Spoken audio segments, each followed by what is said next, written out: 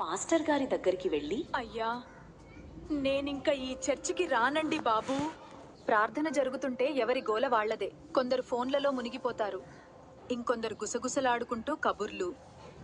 సగం మంది నిద్రపోతుంటారు, కొందరైతే నన్నే చూస్తుంటారు.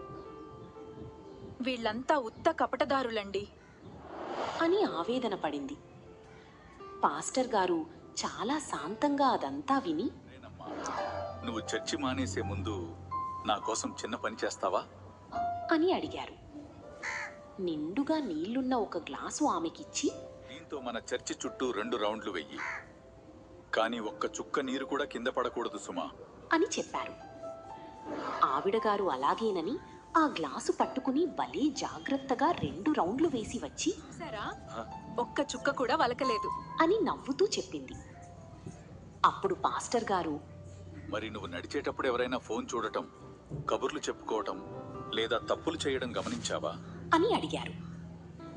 దానికి ఆవిడ, లేదండి, నీళ్ళెక్కడ కింద పడతాయో అని. నా ధ్యాసంతా ఈ గ్లాస్ మీదే ఉంటే ఇంక పక్క వాళ్ళని ఎలా చూస్తానండి అంది.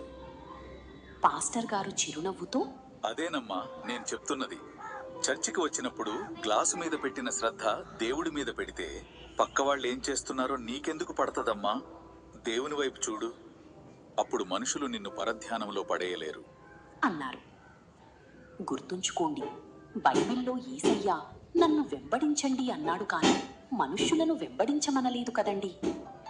మరి మీ దృష్టి ఎవరి మీద ఉందో కామెంట్ చేయండి. ఇలాంటి ఆత్మీయమైన వాక్యాల కోసం ఇప్పుడే మన ఛానల్ని సబ్స్క్రైబ్ చేసుకోండి.